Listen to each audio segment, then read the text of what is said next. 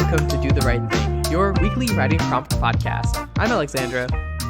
And I'm Jarvis. Jarvis and I are overprivileged English kids driving in a car our fathers got us, but we are currently failing all the classes in our private boarding school. Exactly, but that doesn't really matter much to us because we are overprivileged, rich, and we have a really quick car. So to supplement these grades that we are obviously failing, we issue you a challenge. Each week you sit down and write a complete short story using 3 or 4 randomly generated words. Then we come on the podcast, we read a story, we talk about what we learned in reading it, and then we talk about stories sent in by you wonderful listeners. Vroom vroom, we're simply here to help you do the right thing.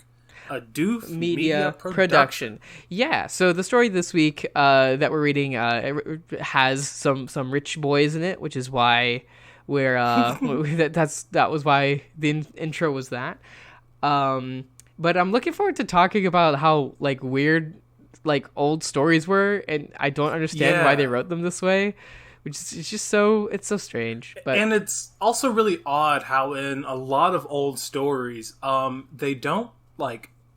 Okay, they do end, but they end in a place to where you quickly realize, oh, that was just feeling and mood. There was no point. Yeah, well, I mean, I feel like if we do dig deeper, I'm sure we could find something, but it's also, there's not really like a plot in this short story that we're about to read. And we did cut it down. We cut about actually like half the story, but that really just goes to show how much extra. Yeah. We didn't cut out. What did you cut out, Jarvis? You didn't cut out anything about like the end or anything, right? No, I just basically cut out this very long paragraph where he was just talking about driving and how it felt to drive this certain car and driving through different parts of town. Which, that's all good stuff, and I understand that it adds, I guess, flavor to these moments. But at the same time, that entire, like, I'm telling you, like 2-page long paragraph added nothing to the story whatsoever. Yeah, it's strange, but also and you could criticize it in a lot of class angles as well. And it really goes to show how this author is like fascinated with wealth and like loves to celebrate it and like really views it as like a sign of being like a good person and a bunch of other stuff. Yeah. So really, I think the only thing you can really blame for how lackluster this story is just a bourgeois mentality. So if you want to be a good writer, don't be a bourgeois asshole. So exactly. And then also, reading this really got me thinking that maybe because we are postmodern, we are really concerned with making anything as clean and concise as possible. So when we do look at older pieces that were more concerned with the actual craft of the language and how the words worked in conjunction with the rest of the story, I can really see why we're having such a disconnect to those older pieces. Yeah, absolutely. Like this perspective of ours that like we have to use as few words as possible to have as much meaning as possible is a very modernist. And it has to have a point style. It has to keep going forward. Yeah, for sure. It's not like. I'm sure they had good reasons to like publish the story and reasons that people like to read it back then. Definitely. It's hard for us to reach them. What were the words this week before we actually roll in to read the story? Yeah, of course. So the words for this week were winner, duck, comment, and laser. And our wonderful audience wrote stories about competition. That's right.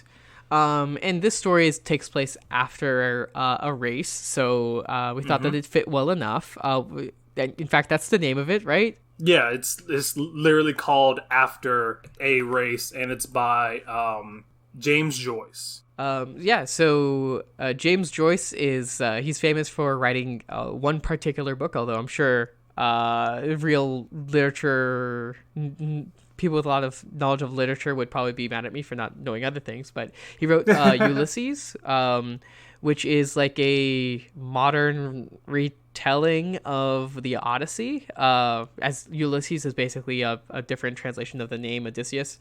But it's sort of well known for being like so full of symbolism and like every single word having a bunch of allusions to a bunch of different things and et cetera, et cetera. Like there's at one point where like a guy goes down the stairs carrying a plate that has like scissors on it or something, and like that's described like where the scissors are and how they're held and a bunch of other stuff, and each thing about these scissors matters to an interpretation. And there's a bunch of other stuff that people still don't know what he meant. Like you have to have basically a degree in 19th century Dublin and Catholicism during the time and a bunch of other stuff, which is it's just very interesting. But anyway, a lot of words, this guy. Yeah, and a lot of words. Yeah, maybe there's a reason that he's known for Ulysses and not this story after the race. Definitely. Well, all right, I think it's high time to just roll on into the story, don't you think? Yeah, absolutely. This is After the Race by James Joyce. The cars came scudding in toward Dublin, running evenly like pellets in the groove of the Naas Road.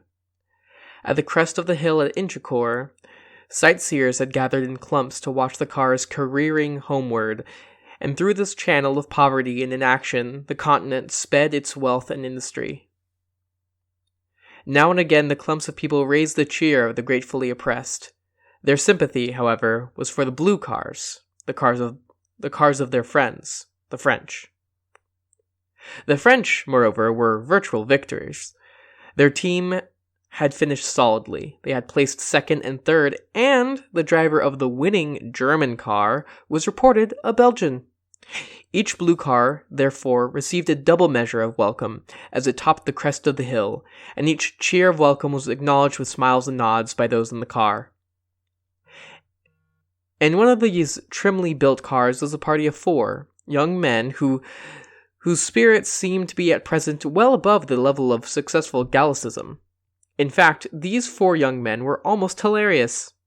They were Charles Seguin, the owner of the car, André Rivière, a young electrician of Canadian birth, a huge Hungarian named Villona, and a neatly groomed young man named Doyle. Seguin was in good humor because he had unexpectedly received some orders in advance. He was about to start a motor establishment in Paris. And Rivière was in good humor because he was about to be appointed manager of that establishment. These 2 young men, who were cousins, were also in good humor, because of the success of the French cars. Villona was in good humor because he had a very satisfactory luncheon, and besides, he was an optimist by nature. The 4th member of the party, however, was too excited to be properly happy. He was about 26 years of age, with a soft light brown mustache, and rather innocent-looking gray eyes. His father, who had begun life as an advanced nationalist, had modified his views early. He had made his money as a butcher in Kingstown, and by opening shops in Dublin, and in the suburbs he had made his money many times over. He had also been fortunate enough to secure some of the police contracts, and in the end he had become rich enough to be alluded to in the Dublin newspapers as a merchant prince. He had sent his son to England to be educated in a big Catholic college, and had afterwards sent him to Dublin University to study law. Jimmy did not study very earnestly, and took to bad courses for a while.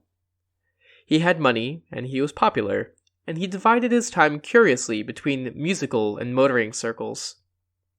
Then he had been sent for a term to Cambridge to see a little life. His father, remonstrative but covertly proud of the excess, had paid his bills and brought him home. It was at Cambridge that he had met Seguin. They were not much more than acquaintances as yet, but Jimmy found great pleasure in the society of one who had seen much of the world and was reputed to own some of the biggest hotels in France. Such a person, as his father agreed, was well worth knowing, even if he had not been the charming companion he was. Villona was entertaining also, a brilliant pianist, but unfortunately very poor. The car ran on merrily with its cargo of hilarious youth. The 2 cousins sat on the front seat. Jimmy and his Hungarian friend sat behind. Decidedly, Villona was in excellent spirits. He kept up a deep bass hum of melody for miles of the road. The Frenchmen flung their laughter and light words over their shoulders, and often Jimmy had to strain forward to catch the quick phrase. This was not altogether pleasant for him, as he had nearly always to make a deft guess at the meaning and shout back a suitable answer in the face of a high wind.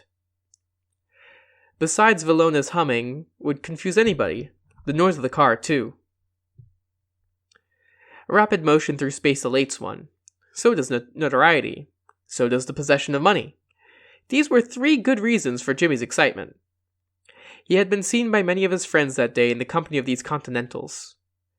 At the control, Seguin had presented him to one of the French competitors, and, in answer to his confused murmur of compliment, the swarthy face of the driver had disclosed a line of shining white teeth. It was pleasant after that honor to return to the profane world of spectators amid nudges and significant looks. Then, as to money, he really had a great sum under his control. Seguin, perhaps, would not think of it as a great sum, but Jimmy, who in spite of temporary errors was at heart the inheritor of solid instincts, knew well that, with what difficulty it had been got together. This knowledge had previously kept his bills within the limits of reasonable recklessness, and if he had been so conscious of the labor latent in money when there had been question merely of some freak of the higher intelligence, how much more so now were he about to stake the greater part of his substance? It was a serious thing for him. Of course, the investment was a good one, and Seguin had managed to give the impression that it was by a favor of friendship the mite of Irish money was to be included in the capital of the concern.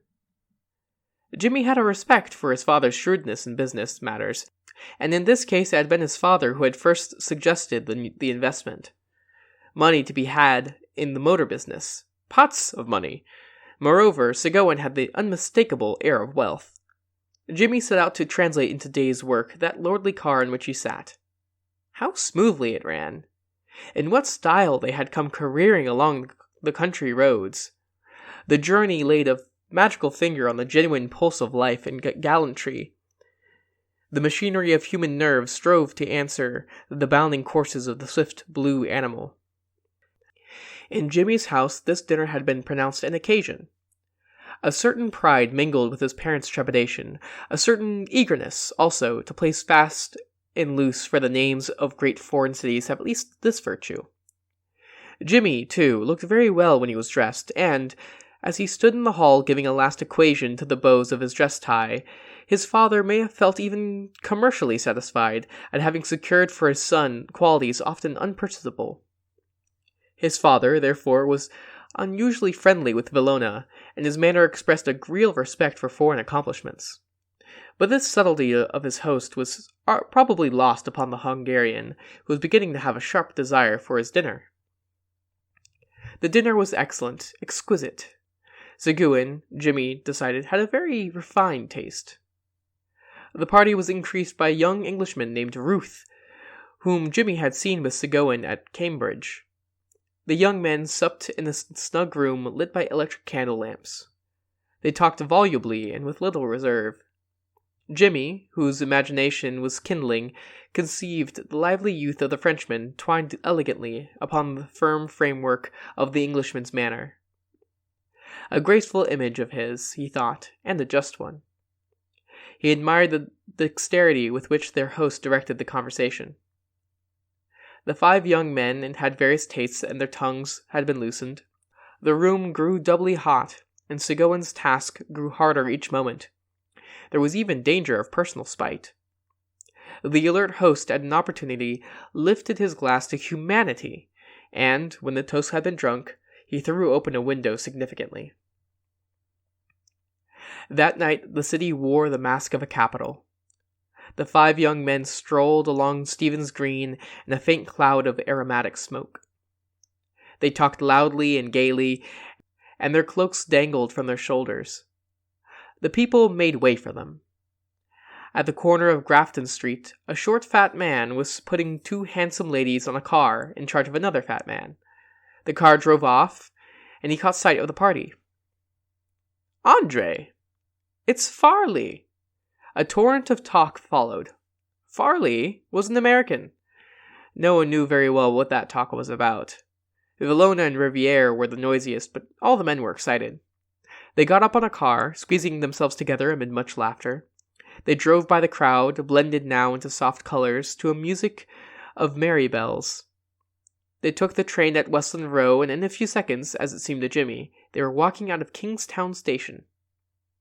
The ticket collector saluted Jimmy. He was an old man. "Fine night, sir." It was a serene summer night. The harbor lay like a darkened mirror at their feet. They proceeded towards it, with linked arms, singing Cadet Roussel in chorus, stamping their feet at every ho, ho, ho, hey, vraiment. They got into a rowboat at the slip and made out for the American's yacht. There was to be supper, music, cards. Villona said with conviction, "It is delightful." There was a yacht piano in the cabin. Villona played a waltz for Farley and Riviere. Farley acted as cavalier and Riviere as lady. Then an impromptu square dance, the men devising original figures. What merriment! Jimmy took his part with a will. This was seeing life, at least. Then Farley got out of breath and cried, "Stop!" A man brought in a light supper, and the young men sat down to it for form's sake. They drank, however, it was bohemian. They drank Ireland, England, France, Hungary, the United States of America.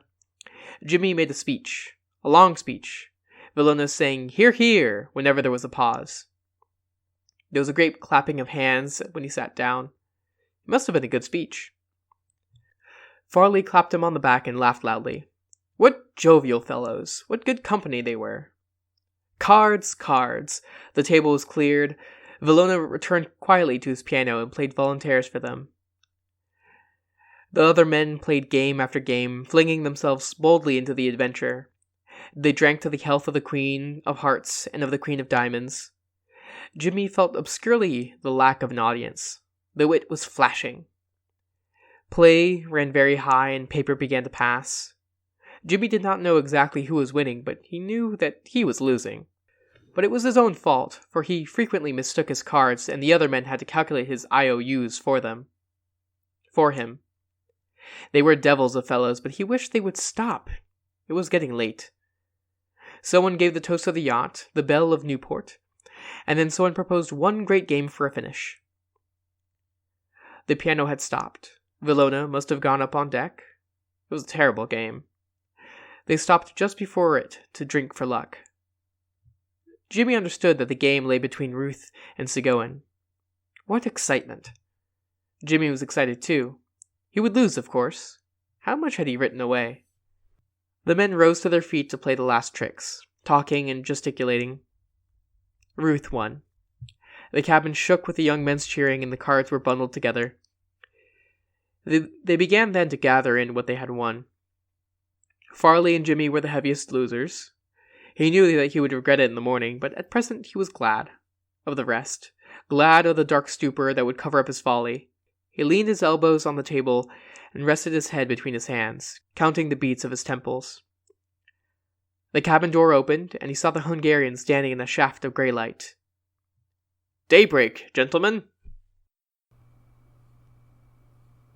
Well, all right. Yeah, that was a really great, fantastic story by James Joyce. I think the biggest thing that I like about this story is James Joyce's writing style. Mm-hmm. Just like how he composites these sentences really gives us so much like mood and tone, and it really like makes this story overall have its own sort of character, right? And like, even though it does take place after this race, you can feel how a lot of these characters are reacting to. I think France won the race, if I'm not mistaken. So yeah, I mean, like overall, I think it's like really solid. I do wish, of course, that after the first bit, when they are talking about the race, that it didn't just turn in like it didn't just change into covering this party and how this main character is uncomfortable but also is enjoying it. I don't know. Like towards the end, I really did feel myself getting confused within the purpose of it. But I mean, overall, it is still a really good read. Yeah, and though I do struggle to quite like, I do want to try to identify like what was the reason for writing this. Whether it was just to declare this sort of air of success, and sort of like, I don't want to say freedom, but like a sort of sense of like nothing really matters that much, but we're wealthy, so we're happy kind of thing. Yeah. You have this guy that's all, I think it's Jimmy, that's all excited, right? And that like is almost like a problem from how he's excited. He's not happy. He's so excited. But yeah, so it's very strange, but Yeah, definitely. I mean, I like the biggest thing that I could possibly say, going, excuse me, going off of the idea on how even though they are successful, they aren't happy, is that towards the end, the main character starts to look out of the window and kind of see how, I guess, the other half lives. And within that moment, I could sense a bit of longing, but I feel that it really wasn't fully explored because literally shortly after that, the story ended. So yeah, I mean, overall, yeah, I think it's written really well. I think that this story's purpose is to capture this moment, and I don't really know if its purpose really goes beyond that. Really, like it does really give us all of the bits so that we can fully construct these people and this scene within our head. But at the same time, after it does that, the story ends. Mm-hmm. Yeah. I also find it interesting how it's like so much emphasis is like, placed on these four boys and like the various ways that they like are rich. And it just I just found it strange how much of it was like, so this guy's his dad bought one shop and then got a bunch of other shops, and now he's really rich and he's like he's proud of his son for like demanding like things for his wealth just because he's rich, and like is proud of having gotten so rich, and they're in this super fancy car, and being in a car like this is so awesome, and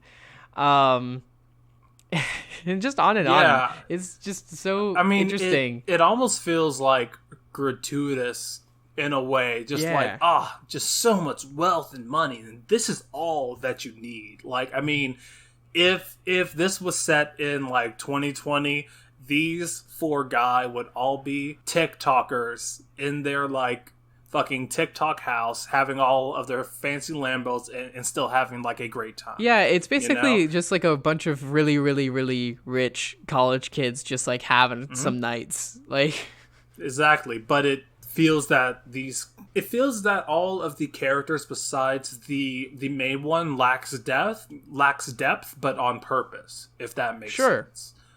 Like, their wealth is all there really is, and they're fine with just being wealthy, in a sense. Mm-hmm. But still, I don't know if that's the point of the story. Yeah. So I think that's all we really particularly need to say about the story, but it is interesting how, like, maybe the sentiments of the time filtered in to James Joyce's like perspective, right, as he wrote this, right?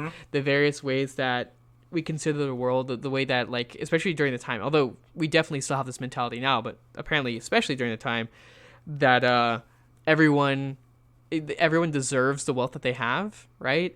That these kids are totally 100% deserving of the extraordinary wealth that their fathers have, and a bunch of other stuff, and what kind of like, you can use that kind of reflection on yourself, because like this story here was not unusually wasn't unusual really at the time. So what things in your own stories, 100 years in the future, people will be looking back and be like, wow, everyone at this time really loved this sort of stuff constantly, right? Is that like fame or fortune, or just some other it's really hard to just identify in the moment. You kind of have to be looking at some sort of text and be like, what shows up here a lot, and why do we accept it as sort of a given that this is going to show up in a story? And I think that's like an important thing to question. And then maybe you can break that ground and be an unusual story. Mm-hmm. Yeah, definitely. But all right, I think that's all we can really say about James Joyce's masterpiece. Really, really solid story, written well. So we're happy to read it. Yeah. Before we move on into the listener submitted story section, though, I did want to. So obviously, you can probably tell we're not the biggest fan of this particular story, but we do have a lot of trouble finding like really like good stories to read on Do the Right Thing that are, you know, somewhat fit the topic, that are in the public domain, that are between 1 and 3,000 words, you know, to be read in like a reasonable amount of time on a podcast. Mm-hmm. So I did want to ask y'all, because we were thinking about it, how y'all would feel if we changed to be reading like a listener story every single week. And you know, what sort of opinions you guys would have on that? I think it would be something like, you know, you put in at the top of your story that you want to opt in or something like that. Jarvis, you suggested that people just like email us if their story if they want to be included in as the story read out loud on the podcast. Obviously, we'd have to set up some sort of system to make sure it's like fair and that y'all don't feel, you know, as if we like keep picking the same people or something like that. But there's like a difference between it being like random and us just like choosing. There's pros and cons, but for either one of those. So yeah, I was wondering what y'all's feedback for that would be. I'm going to post the link to this episode on the thread. Or on the subreddit is what I meant to say. And then in that thread, in the comments of that video, please do, or video, link to this episode. Do, you know, leave your opinions on this. It would, you know, help y'all, right? If you know that you had a chance to be read out loud on the podcast, or would that be more difficult? Of course, I think either way we would have like an opt out for sure. But yeah. Oh yeah, definitely. But yeah, I mean, definitely send that to us. Let us know what you think, and also if there are any other changes that you would like to see on Do the Right Thing. Do not be afraid to tell us. We want this podcast to evolve as we do as people. Yeah, for sure. But okay, let's get into the listener submitted stories. Of course. So, listener submitted story section, the best section of Do the Right Thing. Thank you so much to everyone who did submit your story. It does our heart good to see plentiful stories in the comment section. So, we will be reading stories by Ace of Sword, Sarah Penguin, Captain Rhino, Jarby Jazz, Cub, Mato Soup, and Nippotip. That's right. And we're also going to be reading one of Ace of Swords' story from last week because we missed it right as we were recording. That's when that story came in, which is just too bad. But yeah, so we'll mention that story as well. Exactly. So the first story we will be talking about this week is by Ace of Sword with Dangerous. So this is a sequel to a prior story which we very much liked. That story obviously it's also by Ace of Sword. I don't know why I was going to say that's a fun fact. I guess I'm more tired than I thought. Also by Stephen King. Yeah, exactly. In that one, basically a woman with a... that was the one where a woman had a sword, but it was like a dance with the sword, and then she had like a pocket knife and dance with the pocket knife, which is like a different kind of dance, different dancing partner, and you know, so she has some sort of supernatural ability that's really impressive. So in this one, this man who wants the dancer woman, sword dancer woman, dead, has hired a bunch of mysterious killers to get her, and they're all gathered in a room getting ready to accept the job and being debriefed and stuff. We focus on one guy with a scar on his face, I think, and who was one of the previous ones to have fought her, I think, during that fight. He's warning she's something different, and some of them sort of believe and some of them don't. And during the conversation, it's broken up with this one guy who throws a tarot deck at all, or throws cards at all of the members in the room, and there's a sort of a little bit of like analysis of what the cards that they got each mean. Clearly some sort of magic being involved. He throws it so hard that like it embeds in wood and into like a woman's arm, so pretty hard thrown. And some of them believe it and some of them don't. But finally the man with the scar, I think, is the one that leaves. He points out that the way that the job's offered, it's a winner take all system, so whoever is the one that brings back or that kills the one with the power is the one that gets all of the money. So there's sort of an incentive for the killers to kill each other, because then they ensure that they're the ones that win and get all the money. So he leaves, so he's not involved. But we can tell that most of the other people in here are going to continue with this job, and none of them really address that concern. So definitely probably still a risk that they're all going to just try to kill each other. Oh yeah, definitely. I mean, I really like this story when you take into consideration the first entry. I think this is a really good use of sort of showing the other side and like really building up this tension for when both of these sides do meet.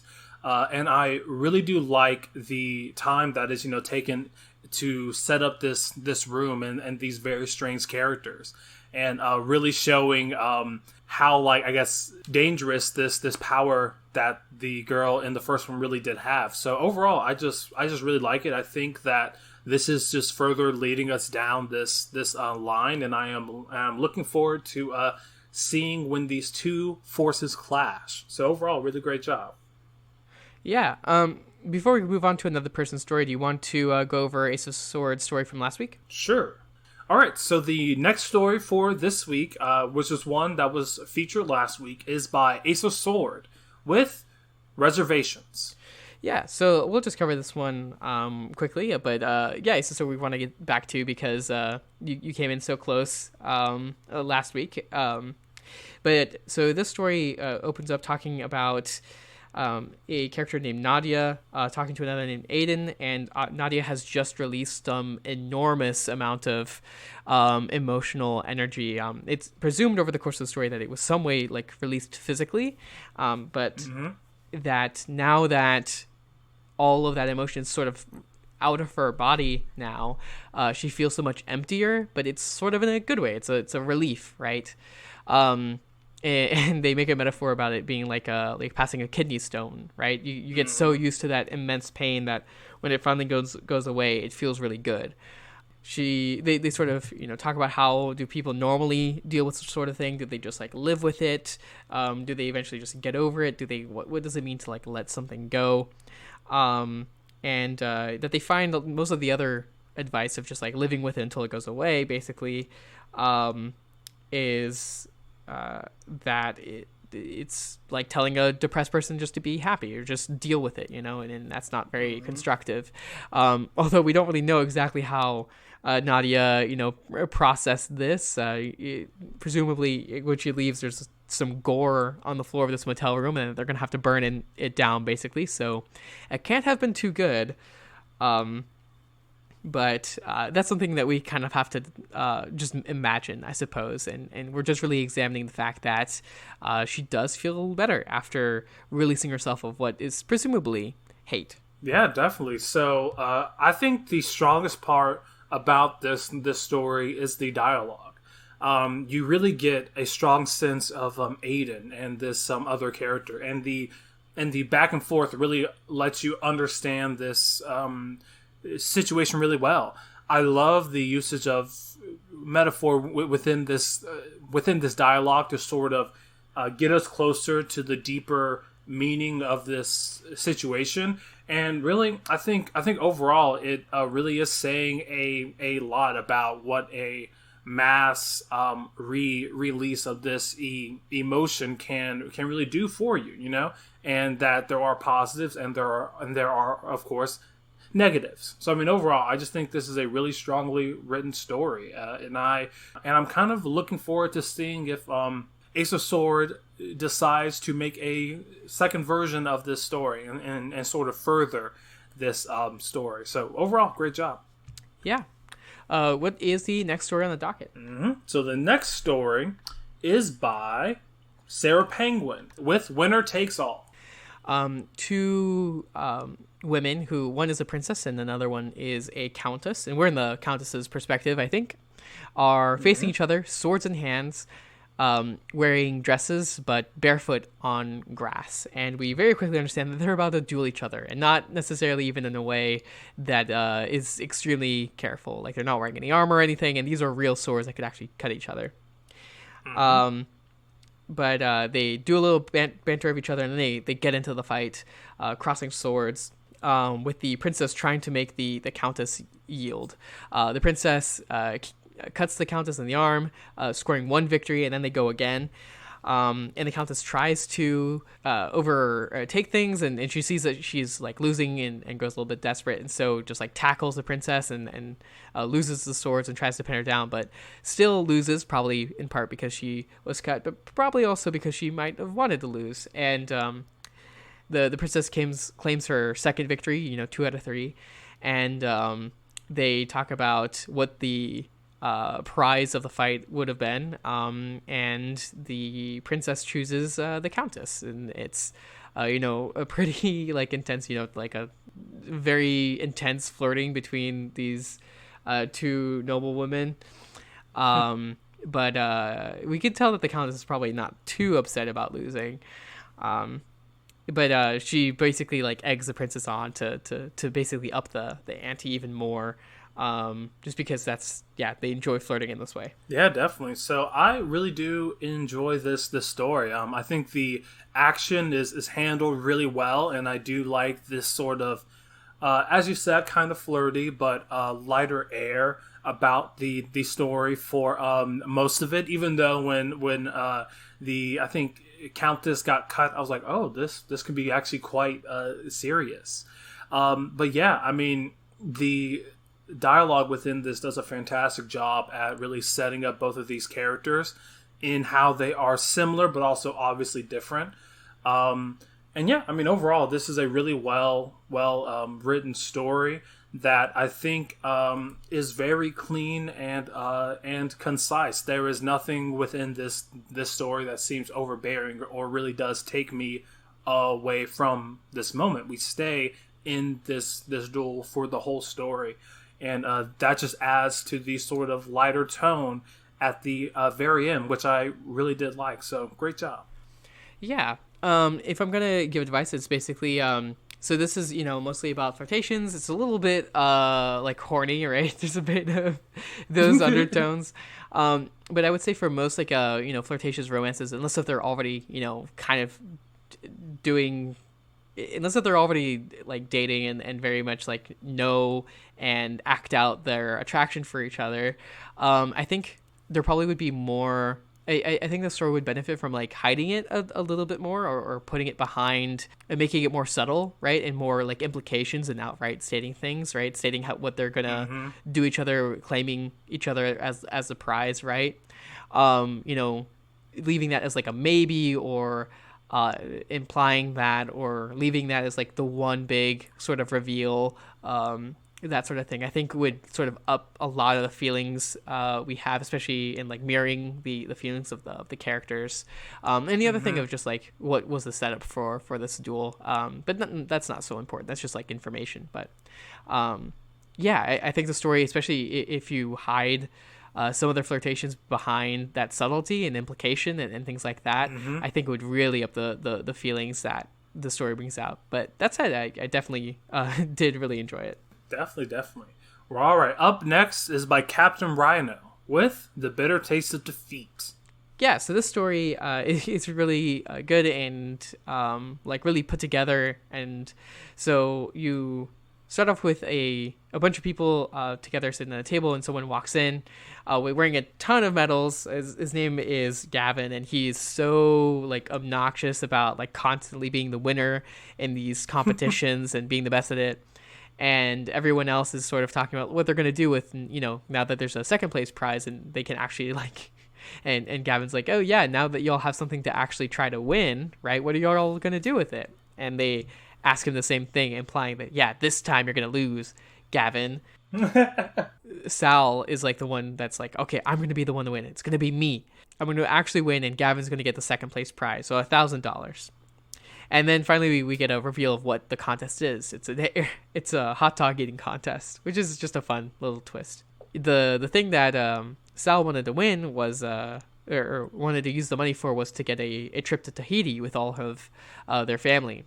And so finally we skipped to after the contest. They have won. Gavin's getting second place, and the kids are going to get Tahiti, and they finally won. And so they're kind of like basking in the glory of that victory as Gavin answers a question what he's going to do with the second place money, $1,000.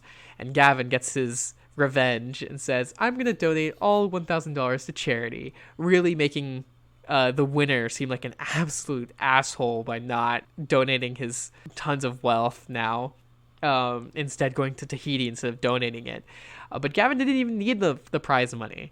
And so he finally got his revenge, and he's just like a petty asshole, and like donating his money to charity is not actually for any real good reason, although it does do actual good. But yeah, just to ruin it for him, for the winner. Yeah, honestly though, as soon as Gavin pulled that move, that is a straight G move.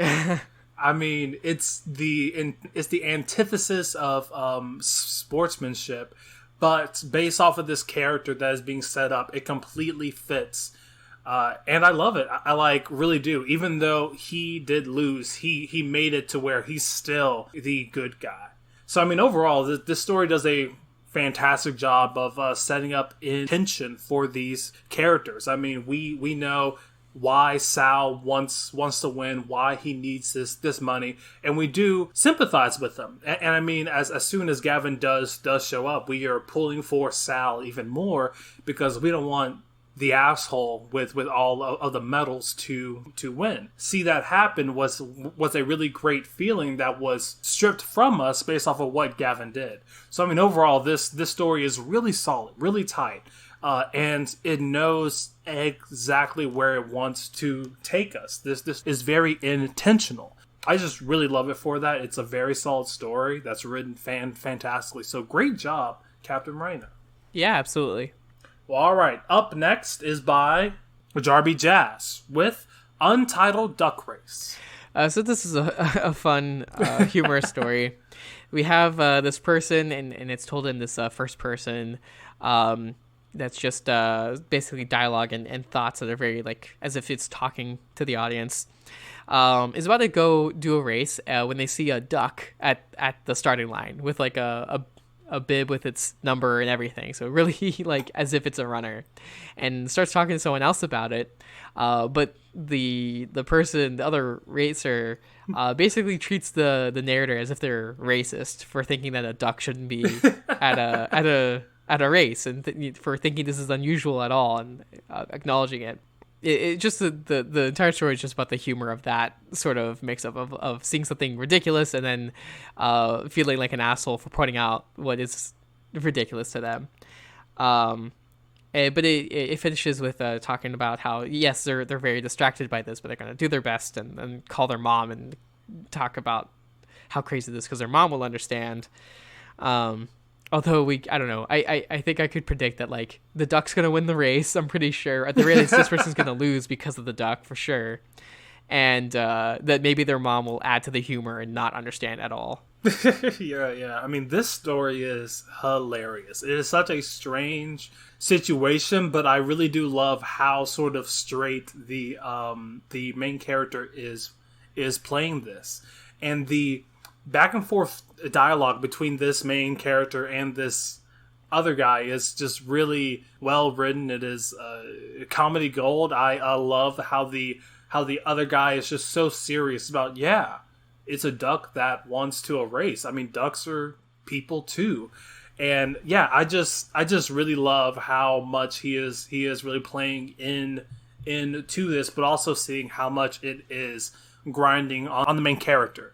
So I mean, overall, this is a really solid story. It is quick, but it will definitely have you laughing throughout all of it. So great job, Jarby Jazz. Yep, absolutely. I very much enjoyed just the fun, warped reflection of stuff that happens in real life. Yeah.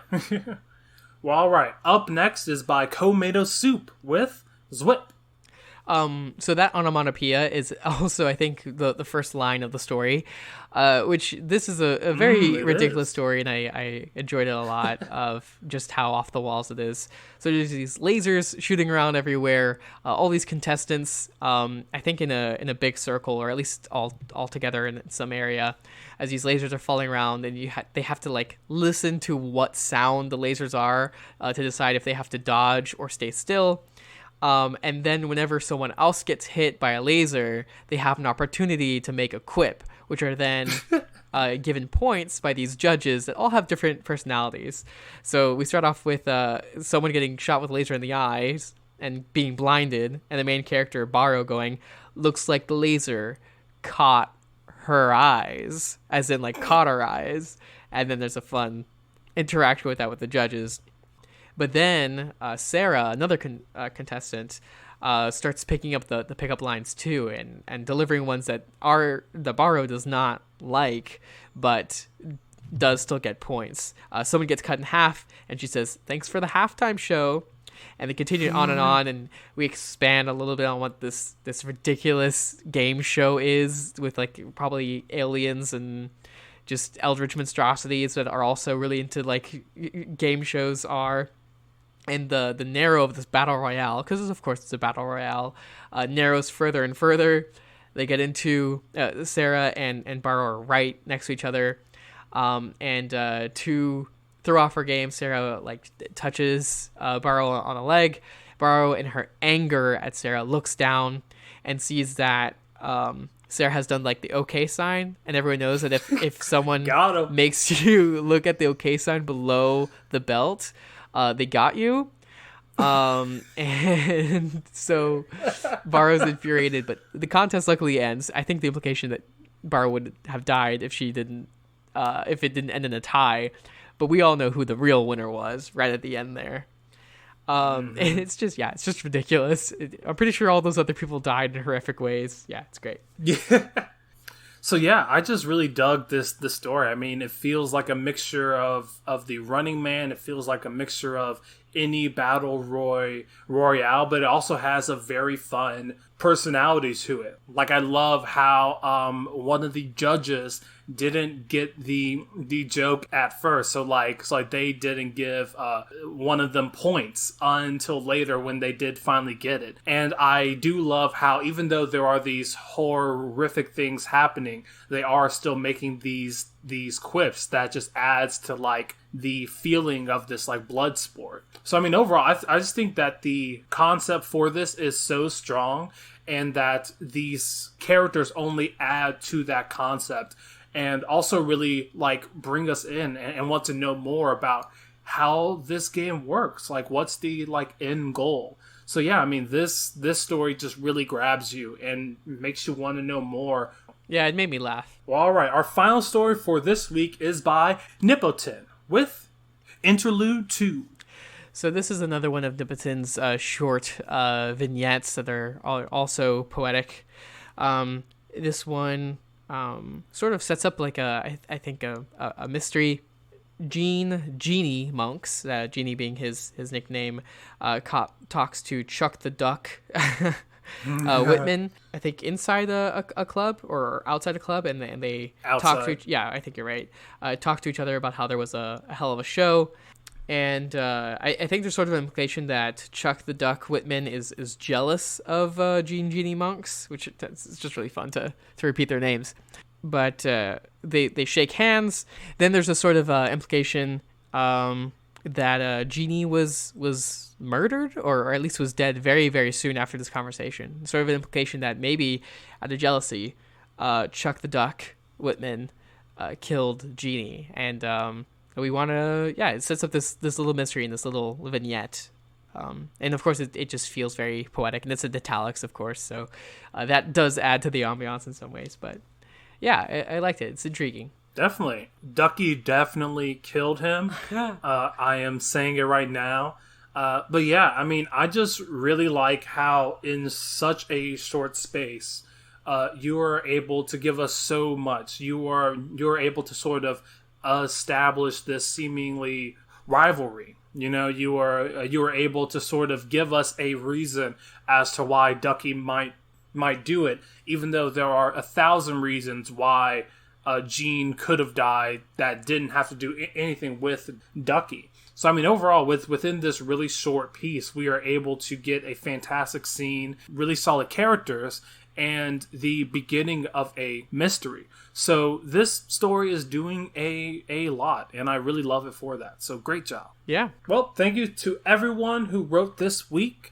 Y'all stories does the heart good. So we would like to give a big old do the right thing thank you to everyone who did submit a story. So thank you very much to Ace of Sword. Thank you to Sarah Penguin. Thank you, Captain Rhino. Thank you, Jarby Jaws. Thank you, Tomato Soup. And thank you, Nipiton.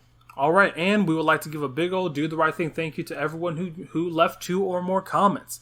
Leaving comments not only helps you put all of your own thoughts on your own story down there so other people can see it, but you are providing someone else with great feedback that can only help them and you become a better writer.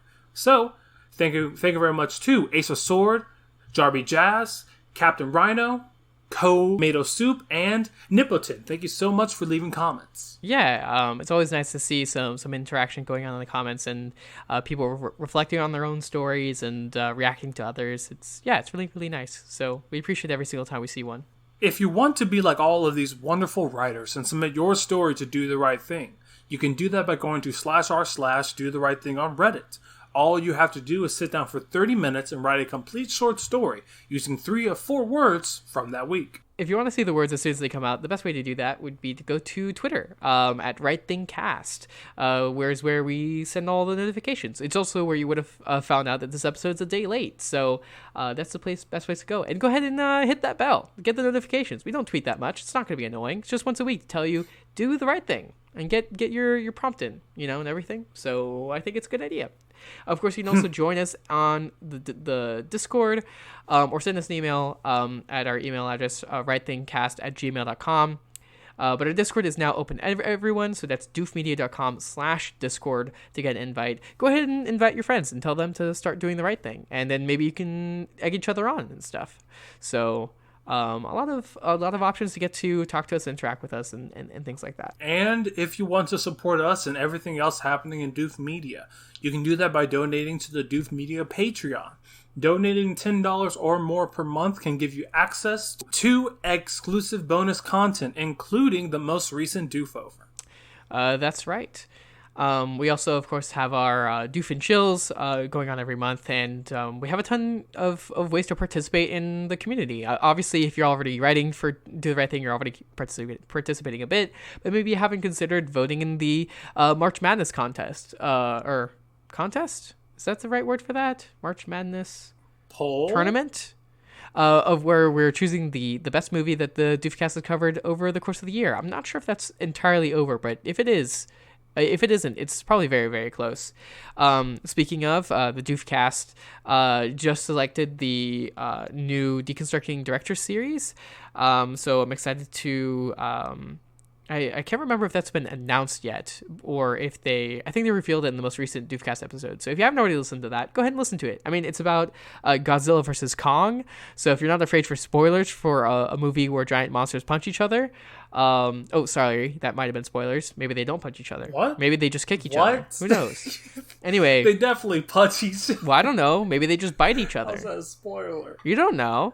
Who knows? Yeah, yeah. You know what? Truthfully, maybe they see each other, and then they're like, "Damn, you want to go to the movie?" Yeah, exactly. I mean, I would watch that.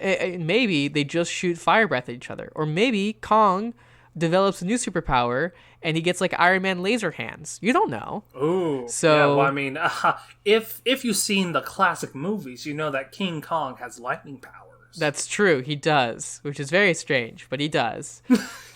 Maybe it's like a power of American engineering. Who knows? But yeah. Or maybe, he has fur, so. Yeah, what? He has fur, so he creates a lot of static clean. Oh, and okay. He can channel that static clean. Do you think Static Shock could be King Kong? Oh, yes, because Static Shock rides on a trash can lid. You're right. Does he get a new one, or is it always the same one? So he does, because at first it was a trash can lid, and then I think he switched to a manhole, and then within the TV show, his friend built him like his own like thing to like fly on, but I'm not really sure about the I feel like a comics. manhole cover would be very dangerous to fly around using just electricity to fly it around, you know? Like, if you lose control of that, super powerful. you just destroy someone's head, you know? Like, yeah, destroy the bad guy's head who's robbing the bank. Okay. The challenge that we want to do... one other thing I did want to plug, actually, is that, so obviously I mentioned last week, the game club for this month is Disco Elysium. I'm probably going to show up on that episode. I'm very excited to talk about it. I'm nearly done with my first playthrough, but it's really, really great. And if you want to see people play it, even if you don't know what it is, I think it's a really good idea just to watch a playthrough, just because it's really, really fun, or play it yourself. We're talking about it on the Game Club channel on the Discord, and of course, we are going to be streaming it. I don't really have a good streaming computer. I stream every now and then sometimes, but Ruben and Elliot are streaming most of their gameplay, I think, on Twitch, so you can watch that. I know Ruben's first like hour and a half of gameplay is already up there.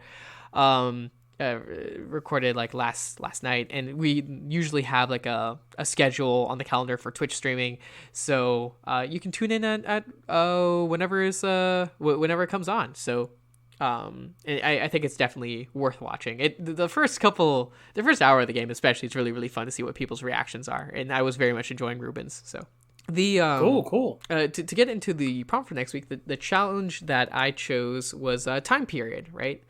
Setting is constructed of both place and time, right? So let's focus on the time, right? So try to write in another time period. I think focus on the past, as in, because future is already wrapped up in a lot of other stuff related to sci-fi and visions of the future, whereas a time period, I mean, obviously future is the time period, but a time period that has already existed provides you a chance to research and try to fit your story within that sort of context.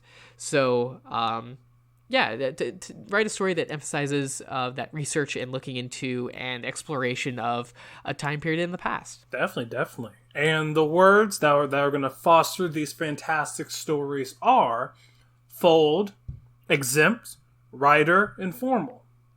That's right. So fold as into oh gosh, how do you define that word? It is to compress something to be smaller than it is originally. In one dimension. Even though you can fold twice. Well, yeah. Well, but that would be folding it, and then that would be folding the other dimension. But each fold is only one dimension, I think. Can you fold something in two dimensions at the same time? Oh, I think that would create a wormhole. That might not be possible. Okay, let me think. So you'd have to be holding... we have to start with a three-dimensional object, because if it's a two-dimensional object... Well, already with a two-dimensional object, can you... Does it count? Well, no, yeah. You can fold a three-dimensional object, but at the fold line, it would become two-dimensional? If you can fold a three-dimensional object, please let us know in the comments of this podcast episode. Let us know. I'm going back and forth of whether folding a piece of paper in half counts as two dimensions or one. Considering why does that not count as three? Well, because you're not the third dimension is the height of the paper. You're not. Well, yeah, but paper does have height. Yeah, but you're not folding the height. Are you folding the height? You are stacking the height. No, because by folding a piece of paper, it would double the height. Yeah, that's what I meant just now. I don't know. Let us know. What is folding? Anyway, that's a word you can use. You fold clothes, etc. Exempt is when something is does not have to adhere to a rule. It's special. It doesn't have to follow it. Like how the president is exempt from most laws. That's not true. That's just straight up not true. A rider is someone who rides. So someone who like rides a horse is, I think, is the usual thing. But also there can be like a rider on a bill. So anything that like holds onto another as it is like carried by it, basically. If you have if a bug was a rider on you, it would basically like be holding onto you as you walked around. There's a lot of options with that. And then formal, which is the opposite of informal, the opposite of casual. So it is the most socially constructed and socially special kind of thing, as opposed to your normal everyday life. Nice. So the story I'm going to write next week. Well, okay, here. Let me just give you a really brief tagline. When space folds, nothing is exempt from its influence. This far-off ship of clones ride off to the nothingness on a formal mission to save their planet, which has now disappeared from the astral realm. Was that the tagline, or? I mean, yeah, that's just yeah. Oh, so was that the story, or? Yeah, that was the story. Oh, good. It is about the world that's really good. Disappearing. Okay, good. Do they? Thank you. When the clones fold through space and time, do they get twice as tall? When they fold, they actually get 1.5 times shorter, because even though time does make things longer, clones are different. I think you're right. I'm gonna write a story about a camel rider who's riding his camel through the streets of New York. You know, as New Yorkers do. You know, stuck in the traffic jam as the camels ride past each other as fast as they can. But of course, they all obey the camel traffic laws. But this rider thought that she was exempt from those rules. And now she's known as the formerly known as a young camel rider girl. She was riding real fast down the street, but then collided into a trash can, and then both her and the camel folded over the front hump of another camel, and were just like folded in half, just like crushed, and she was crushed in the wreckage of the camel, and she died. Wow. Honestly, that's I never knew that camels could fold that hard, but yeah. The real question is, when the first camel folded over the other camel, did their humps line up? Yeah, well, I mean, they were a little misaligned. Oh, okay. So, you know, there was like space, but there was only enough space for this woman to also get folded. Yeah, exactly. I see. Yeah. Wow. Well, I mean, hey, I think riding your camel down a busy New York street is not the right thing to do. A good idea. Oh.